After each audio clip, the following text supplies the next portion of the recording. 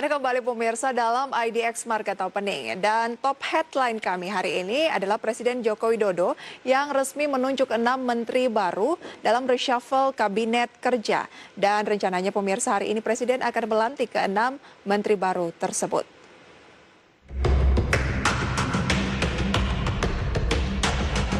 Presiden Joko Widodo Selasa kemarin resmi merombak sejumlah posisi menteri di jajaran kabinet kerja dan menunjuk 6 menteri baru dalam reshuffle kabinet. Pertama adalah Tri Risma Harini yang diberi tanggung jawab menjadi Menteri Sosial, mengisi posisi kosong setelah menteri sebelumnya Juliari Batubara terjerat kasus korupsi bantuan sosial COVID-19.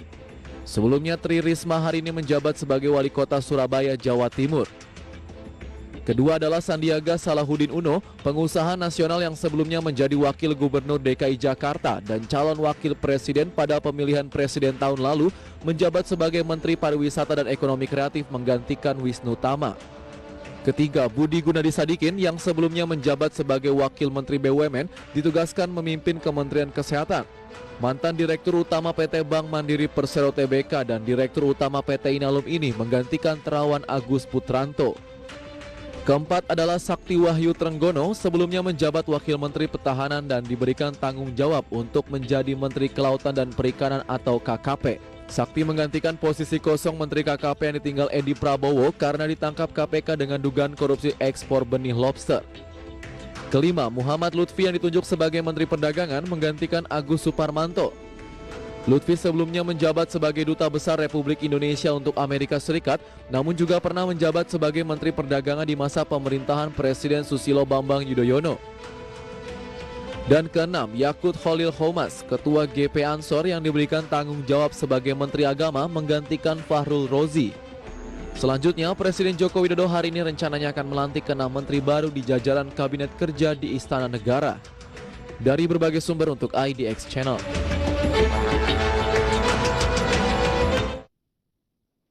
Dan kembali lagi pemirsa, kita akan berbincang melalui Zoom bersama dengan Ibu Rizka Afriani, pengamat dari pasar modal. Ibu Rizka, indeks harga saham gabungan dan pemirsa 5 menit setelah pembukaan perdagangan 9 lebih 5 menit IHSG naik 0,99%, 58 poin 6.081. Akhir tahun masih optimis tidak Ibu Rizka 62 akan break oleh IHSG? Saya rasa untuk akhir tahun ini agak cukup pergerakannya tidak seagresif pada pekan-pekan sebelumnya. Jadi paling tidak ke 6.150 breaknya. 6.150? Iya. Oke, apa yang membuat menurut Bu Rizka indeks harga saham gabungan ini tidak se-rally beberapa pekan terakhir ini?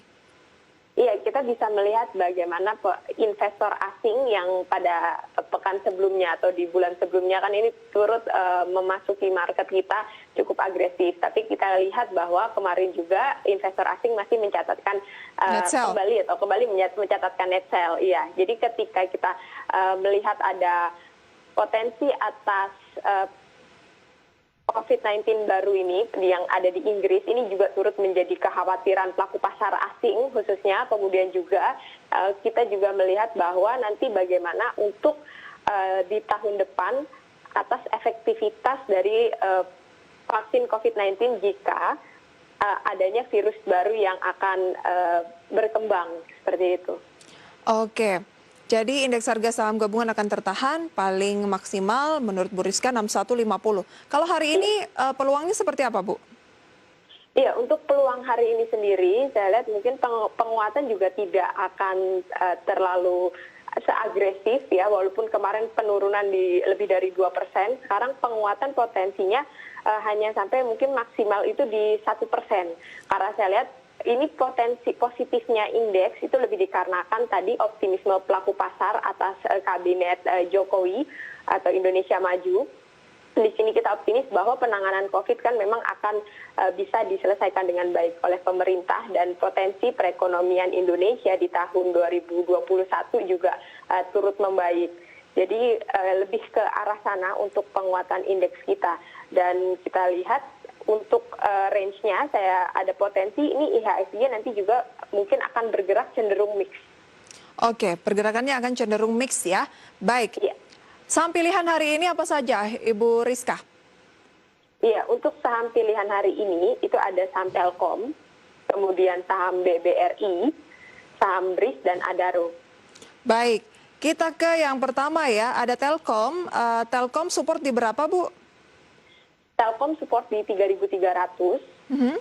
Resisten? kemudian resistennya di 3.550. Oke, apa yang menarik dari Telkom? Apakah karena memang faktor fundamental saja?